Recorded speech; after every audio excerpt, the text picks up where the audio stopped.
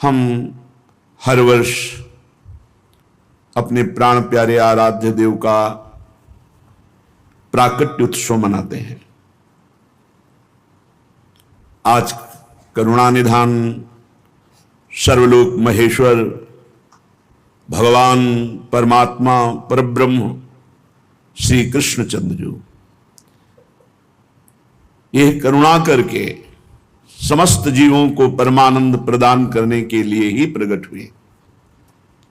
और ये प्राकट्य उत्सव सार्थक तभी हो जो हमारे हृदय में प्रकट हो, मेरे मन में, मेरे प्राणों में, एक एक श्वास में, एक एक नस नाड़ी कृष्ण कृष्ण कृष्ण भगवत स्वरूप हो जाए, हमारे हृदय में प्रभु का अवतार हो,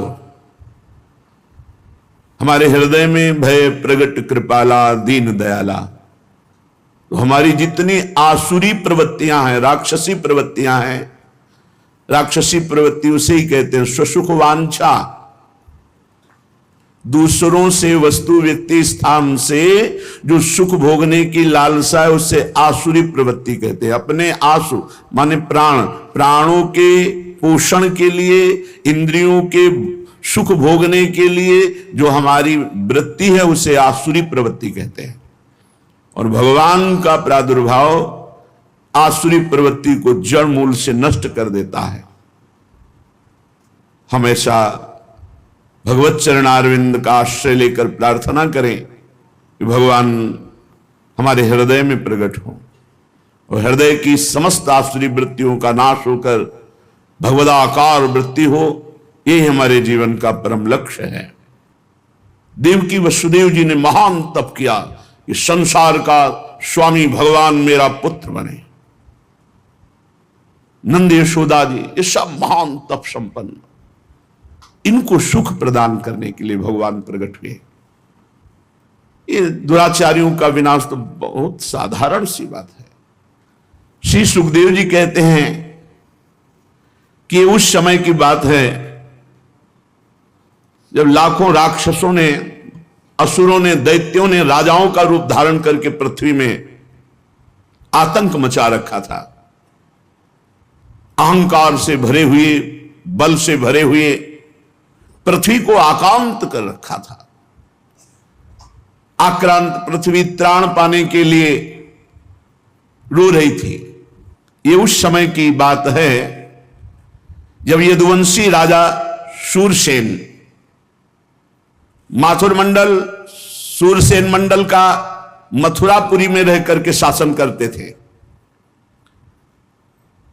ये मथुरा समस्त यदुवंशी नरपतियों की राजधानी थी। मथुरा में सदैव भगवान की उपस्थिति पाई गई है। मथुरा में सूर्य के पुत्र वसुदेव जी